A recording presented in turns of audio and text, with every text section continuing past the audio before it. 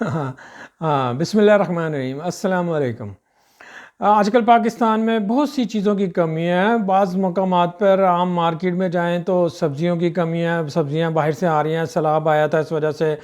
Shortage ہو گئی، فصلیں خراب ہو گئیں تو سبزیاں باہر سے آ رہی ہیں، سبزیوں کی کمی ہے۔ اسی طرح ڈالر کی کمی ہے، اسی طرح پٹرول کی کمی ہے، اسی طرح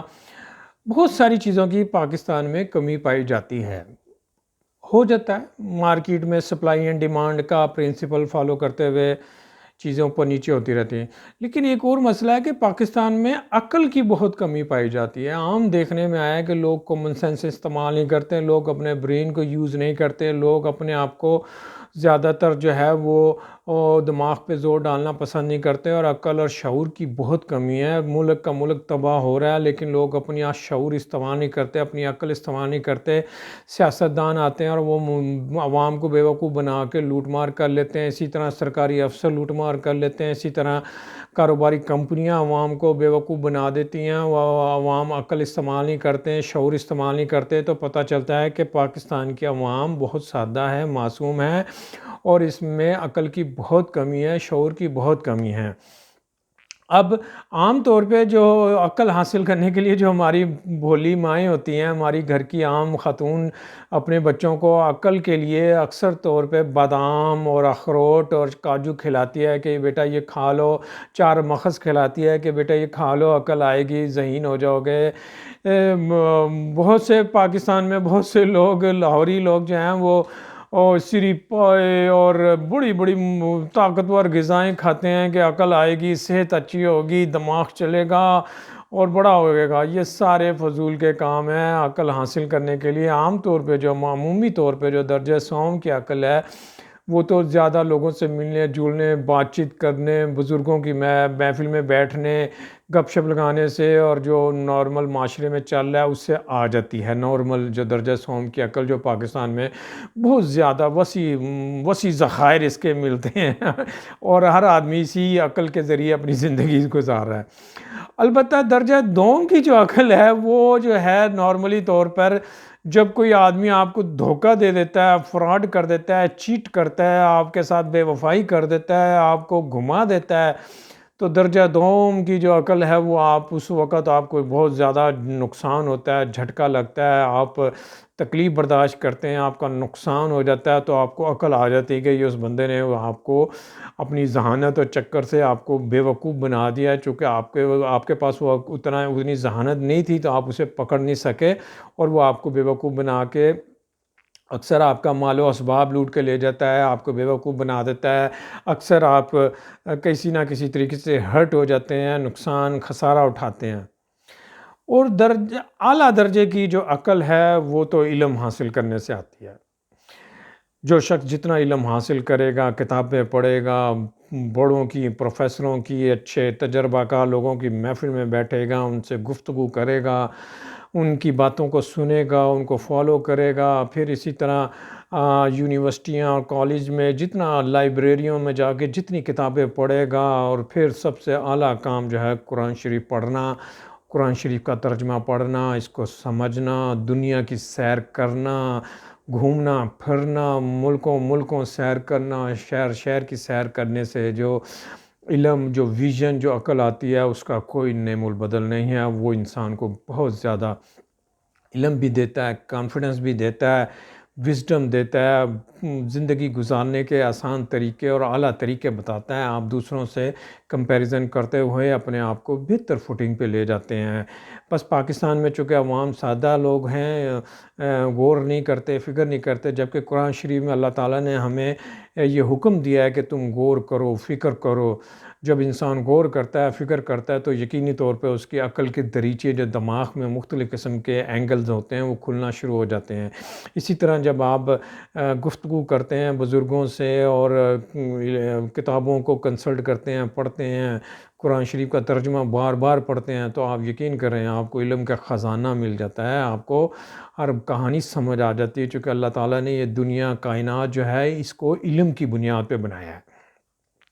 اللہ تعالیٰ نے اپنی سائنس استعمال کر کے جب اس دنیا کو تخلیق کیا تھا، تو انسان کے پاس تو اسے معلوم ہی نہیں ہے کہ کیا چیزیں ہیں، یہ سسٹم کیا ہے، تو پھر اللہ تعالیٰ نے حکم دیا کہ علم حاصل کرو۔ پھر پیغمبروں کے ذریعے علم کی کتابیں دیں، علم کی بصیرت دی، علم کے راستے بتائیں، اور پیغمبروں نے آ کے ہماری مدد کی اور ہمیں اپنے سیدھے راستے پہ لگایا، اور اعلیٰ زندگی اور بھرپور زندگی گزارنے کی ہمیں تلقین کی اور ہمیں راستے دکھائے۔ لیکن انسان گمراہ تھا، غافل تھا، اور ان کی باتوں کو فراموش کر گیا، اور پھر جو ہے سادہ زندگی اور بے وقوفوں کی طرح زندگی گزارنے لگا۔ اگر آپ غور کریں گے تو آپ دیکھیں گے کہ ہم بہت ساری بیماریوں سے علم کی بنیاد پہ بچ سکتے ہیں۔ ہم بہت ساری آفتوں سے، مصیبتوں سے، پریشانیوں سے، تکلیفوں سے، مطلب دیکھیں نا، اگر آپ کو پتہ چل جائے کہ سیلاب آ رہا ہے، ہر سال آتا ہے سیلاب، تو ہم ڈیم بنانا شروع کر دیں، ہم نہریں بنانا شروع کر دیں، ہم پانی کی سٹوریج بنانا شروع کر دیں، تو ہم سیلاب سے بچ جائیں گے۔ اسی طرح طوفان آتا ہے، اسی طرح بہت بڑے بڑے حادثے ہوتے ہیں، مصیبتیں ہوتی ہیں، پریشان، آپ دیکھیں حادثے ہوتے ہیں۔ اب گاڑی کا حادثہ ہے، ایک شخص ڈرائیونگ لائسنس حاصل نہیں کرتا اور وہ الٹے سیدھے طریقے سے ڈرائیو کرتا ہے، اس کو سینس نہیں ہے، اس کو قانون کی علم نہیں ہے، اس کو مختلف قسم کے لوگوں سے ملنے کے بعد ٹریفک کی جو سینس ڈیولپ نہیں کی، وہ نہیں فالو کرتا، وہ حادثہ کر دیتا ہے۔ جبکہ ٹریفک قوانین میں بھرپور طریقے سے آپ کو سمجھایا گیا ہے کہ سپیڈ اتنی ہونی چاہیے، یہاں پہ سلو کرنی ہے، یہاں پہ آہستہ چلنا ہے، موڑ کاٹتے وقت آپ نے بہت زیادہ احتیاط کا کام لینا ہے، سیٹ بیلٹ لگانی ہے، اگر موٹر بائک چلا رہے ہیں تو ہیلمٹ لگانا ہے، اسی طرح گاڑی کو فٹ رکھنا ہے۔ تو مطلب علم کے ذریعے اور علم کے مختلف قسم کے اینگل سے ہم جو ہے اپنے آپ کو مصیبتوں، پریشانیوں، تکلیفوں سے بچا سکتے ہیں۔ اگر آپ ذہین ہیں، صاحب علم ہیں، تو کوئی دوسرا شخص آپ کو دھوکہ نہیں دے سکتا۔ اگر آپ نئے دوست بنا رہے ہیں تو آپ پہلی گفتگو میں اس دوست کی جو فطرت ہے، جو اس کا مزاج ہے، وہ آپ جان جائیں گے، کیونکہ آپ کے پاس علم ہے، آپ کے پاس ایکسپیرینس ہے۔ لیکن اگر یہ چیزیں آپ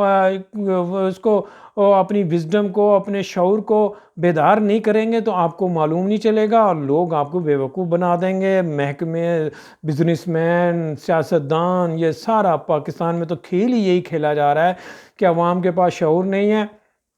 تو کاروباری ادارے، دوست احباب، کالج کے کولیگ، یونیورسٹی کے کولیگ، ادارے، سیاستدان، حکومتیں، ایون اسٹیبلشمنٹ، ہماری اسٹیبلشمنٹ اور ہمارے اعلیٰ ادارے عوام کو بیوقوف بنا رہے ہیں۔ اس کی وجہ یہ نہیں ہے کہ وہ بہت زیادہ ذہین ہے، چلاک ہے، اس کی وجہ یہ ہے کہ عوام کے پاس شعور نہیں ہے، عوام کے پاس علم نہیں ہے، عوام نے مار نہیں کھائی ہوئی ہے، عوام بس کھاتے ہیں اور سو جاتے ہیں اور غور و فکر نہیں کرتے۔ یہ ایک بڑا المیہ ہے، لیکن اس میں کوئی ایسی بات نہیں ہے۔ اگر ہم شعور اپنا کنسنٹریشن لیول بڑھائیں گے، اپنی باتوں کے اندر غور کریں گے، تو اللہ تعالیٰ کی طرف سے ہمیں بہت علم حاصل ہوگا، اور ہم اپنی طرز زندگی کو بہتر انداز میں اپنائیں گے، اور اپنا معاشرے میں سے بہت سارے نقص اور تباہی اور بیماری کے جو پوائنٹس ہیں، اس کو ہم خود ہی ریموو کر دیں گے۔